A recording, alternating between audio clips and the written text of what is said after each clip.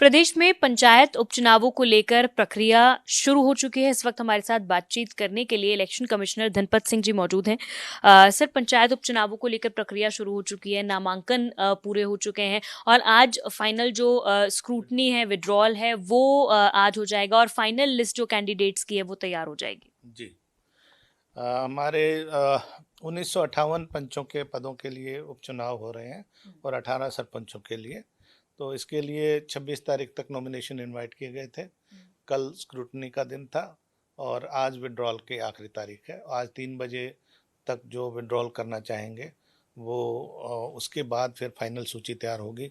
अगर तो single valid nomination आती है तो वो अनअपोज्ड चुना जाएगा और अगर एक से ज़्यादा कैंडिडेट अगर फ्रेम में रहते हैं तो फिर वो उसके लिए हम वोटिंग 9 जुलाई को होगी।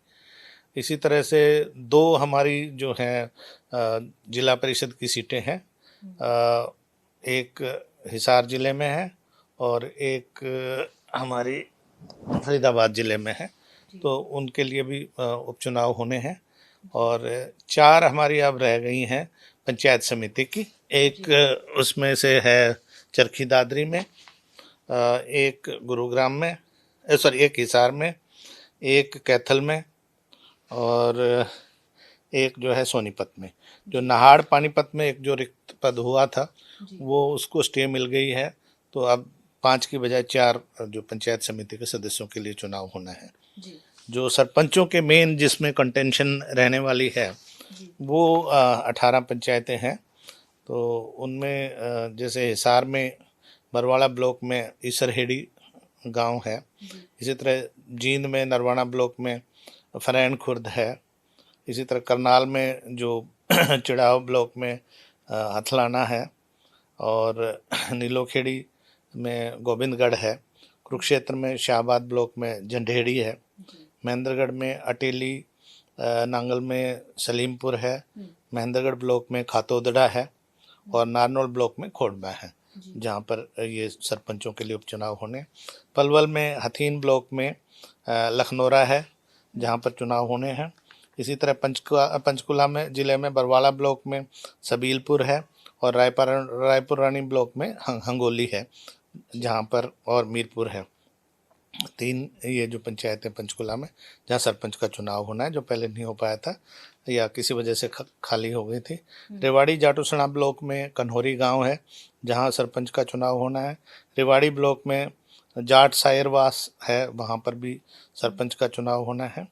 सोनीपत में गन्नौर ब्लॉक में गढ़ी कलां है जहां के सरपंच को उसको गलत उसका सर्टिफिकेट होने की वजह से, कास्ट सर्टिफिकेट को हटा दिया गया था, तो वहाँ पे दोबारा से चुनाव होना है। यमुनानगर में जो सरस्वती नगर ब्लॉक है वहाँ पे गुंडियानी जो है वहाँ पर सरपंच का चुनाव होना है। तो ये हमारे 18 जो पंचायतें हैं जिनमें सरपंच के चुनाव नहीं हो पाए थे या किसी वजह से पोस्ट खाली हो गई, वहाँ पे चुनाव होने हैं ताकि इनकी फिर पूरी रिप्रेजेंटेशन हो जाएगी। सर, इलेक्शन कमीशन की पूरी तैयारी है इन सभी इलेक्शंस को पूरी तरह से किसी भी तरह की कोई डिस्टरबेंस के बिना पूरा संपन्न करवाने को लेकर शांतिपूर्वक?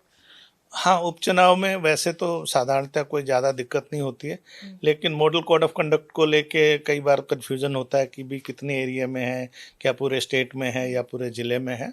उसके लिए आवश्यक क्लैरिफिकेशन जब भी किसी विभाग से या कहीं से आता है तो वो कर दिया जाता है।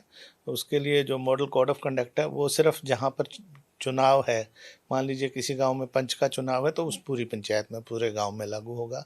किसी गांव में सरपंच का चुनाव तो उसमें पूरे उसके लिए। अगर ब्लॉक समिति या पंचायत समिति के मेंबर का है तो जो उसका वार्ड का एरिया है, चाहे वो 2, 3, 4 गांव जितने भी हैं उनमें लागू होगा। इसी तरह जिला परिषद के मेंबर जो 2 हैं उनमें भी जो भी वार्ड का जो एरिया है, 8, 10, 12 जितने भी पंचायत होते हैं उतने में ही मॉडल कोड ऑफ कंडक्ट लागू होगा। अभी तक हमें कोई इस तरह की वायलेशन की या किसी तरह की कोई शिकायत नहीं मिली है। जहाँ तक बैलेट बॉक्सेस का सवाल है, हमारी पूरी तैयारी है। हमारे पास सफिशिएंट मात्रा में बैलेट बॉक्सेस सभी डीसीज के पास हैं। उनकी ऑयलिंग ग्रीजिंग वगैरह करा के उन्होंने तैयारी कर ली है। ईवीएम्स की कोई दिक्कत नहीं है, ईवीएम्स ऑलरेडी जिलों में हैं और उनकी सब फर्स्ट लेवल चेकिंग वगैरह हो चुकी है। और बाकी जो बैलेट छपाई का काम वगैरह है वो आज जैसे ही नॉमिनेशन फाइनल होंगे तो फिर state printing and stationery department से वो समय से करवा लिए जाएंगे। कोई बड़ा काम नहीं है सर। इसमें जिस तरह कोड ऑफ कंडक्ट आपने कहा कि पूरी गांव में जो है वो लगा हुआ है, अगर कहीं एक या सरपंच या सरपंच जिस भी पद पर चुनाव है, इसको लेकर कोई वायलेशन की कोई छोटी मोटी, जैसे जिस तरह कोई वोटिंग को लेके, वोट करने को लेके, इस तरह की कोई गाइडलाइंस का उल्लंघन करने की कोई ऐसी शिकायत वगैरह तो किसी की तरफ से नहीं, इस तरह की कोई शिकायत नहीं है। और मुख्यमंत्री कार्यालय से या किसी भी मंत्री के यहाँ से या किसी विभाग की तरफ से अगर कोई इस बारे में मार्गदर्शन मांगा जाता है तो हम उनको इस तरह से क्लैरिफाई कर देते हैं। अभी तक कहीं से इस तरह की कोई, बिकॉज सभी कोऑपरेट कर रहे हैं और इसके बारे में सभी को ज्ञात है, क्योंकि अभी अक्टूबर नवंबर में हमारे आम चुनाव होके हटे हैं, तो सभी की तरफ से हमें कोऑपरेशन पूरा मिल रहा है। सर, अगर जिस तरह आपने कहा कि आज विड्रॉल हो जाएगा, उसके बाद ये भी साफ हो जाएगा कि कहाँ कहाँ पर अनअपोज्ड इलेक्शंस जो हैं वो होने जा रहे हैं, लेकिन इसके साथ साथ ही अगर कोई कैंडिडेट है, अगर एक ही नॉमिनेशन जो है वो रह जाता है और अगर वो कैंडिडेट भी विड्रॉ कर लेता है किसी रीज़न से, अगर वो वैलिड है तब भी, ऐसी स्थिति में क्या किया जाएगा सर? ऐसा अगर कोई मौका आता है तो वो फिर अगली बार उपचुनाव में वो सीट शामिल की जाएगी। अमूमन ऐसा कम होता है, लेकिन ये हो सकता है कि कहीं पे हो सकता है नॉमिनेशन ना आई हो तो वो भी फिर दूसरे उसमें चुनाव में जाएगा। जहाँ एक से ज़्यादा कैंडिडेट होंगे वहाँ वोटिंग होगी 9 जुलाई को, जैसे मैंने बताया। पहले जो आम चुनाव में भी 40% के करीब जो पंचों के पद थे वो अनअपोज्ड या अनोनिमस हो गए थे, और इनमें भी उम्मीद है कि काफ़ी संख्या में लोग निर्विरोध निर्वाचित हो जाएंगे, तो वहाँ पर फिर वोटिंग प्रक्रिया की आवश्यकता नहीं पड़ेगी। सर, अगर वैसे मॉनसून ने दस्तक दे दी है, वेदर कंडीशंस को देखते हुए लोगों के लिए किस तरह की बारिश का मौसम है, व्यवस्थाएं वगैरह मतलब की जाएंगी, ऐसे में कैसे आप लोगों से अपील करेंगे कि अपने घरों से निकलें और ज़्यादा से ज़्यादा जो वोट है वो करें? देखिए, वोटिंग का टाइम हमने सुबह 7 बजे से लेकर शाम को 6 बजे तक रखा है। अगर मानसून है, वेलकम है, सभी लोग इसका बेसब्री से इंतज़ार कर रहे हैं मानसून का, क्योंकि सारी कृषि और सब चीज़ें इसी पर निर्भर है। लेकिन आमतौर पर हमारे यहाँ कोई मेघालय या केरल जैसी मानसून नहीं होती है कि पूरा दिन भर हो, तो लोगों को गांव में ही वोटिंग है, तो 7 बजे से शाम के 6 बजे तक 11 घंटे में ज़रूर ऐसी विंडो मिल जाएगी कि वो आके अपनी वोट डाल सकें। मेरा सबसे अपील है कि वो आएँ और सभी लोग अपने मतदान का प्रयोग करें, अपना मत का अधिकार है उसका प्रयोग करें और अपने नुमाइंदे चुन के भेजें। सर, मेरा एक आखिरी सवाल आपसे यही है कि ये तो हो गई पंचायत उपचुनाव की बात, अगर निगम इलेक्शंस की बात करें, क्या अब तक कोई भी फॉर्मल कम्युनिकेशन गवर्नमेंट से आपका हो पाया है कि कब तक इलेक्शंस जो है वो करवाने को लेकर कोई भी कम्युनिकेशन हो सकता है और उसकी प्रक्रिया शुरू की जा सकती है?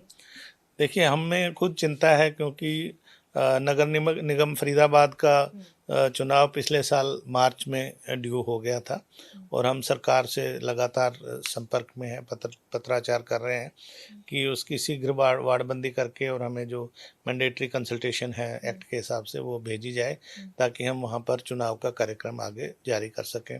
इसी प्रकार गुड़गांव का भी 2 नवंबर 2022 को कार्यकाल ख़त्म हो गया था, वहाँ भी चुनाव होना आवश्यक है, तो उसके लिए भी हम सरकार से लगातार संपर्क में हैं। लेकिन इसके लिए एक आवश्यक प्रक्रिया ये है कि सरकार उसकी वार्डबंदी और जो रिजर्वेशन है पोस्टों की, मेयर की और दूसरे वार्ड मेंबर्स की, वो करके हमें भेजे, ताकि जब कॉन्स्टिट्यूंसी डिसाइड हो जाए तो हम फिर आगे अपना इलेक्टोरल रोल रिवीजन का और इलेक्शन प्रोग्राम जारी करें। कब तक आ सकता है सर? आपके जो पत्राचार कम्युनिकेशन चल रहे हैं उसके हिसाब से अगर कुछ अंदाजा लगा? अभी वार्डबंदी का काम कितना हुआ ये तो विभाग ही बता सकता है, पर मैं ये कह सकता हूँ जैसे हमारे पास आएगा उसके बाद 2.5 से 3 महीने में हम चुनाव करवा देंगे। ठीक है, बहुत शुक्रिया सर बातचीत करने के लिए। तो इलेक्शन कमिश्नर धनपत सिंह हमसे बातचीत कर रहे थे, जिन्होंने पंचायत उपचुनाव के संबंध में भी जानकारी साझा की और ये भी बताया कि नगर निगम की जो चुनाव है उसको लेकर भी सरकार से लगातार संपर्क में है और जैसे ही मैंडेटरी कंसल्टेशन आ जाएगा उसके बाद 3 महीने के अंदर चुनाव करवा दिए जाएंगे। कैमरा पर्सन जसप्रीत के साथ साक्षी शर्मा, इंडिया न्यूज हरियाणा, पंचकुला।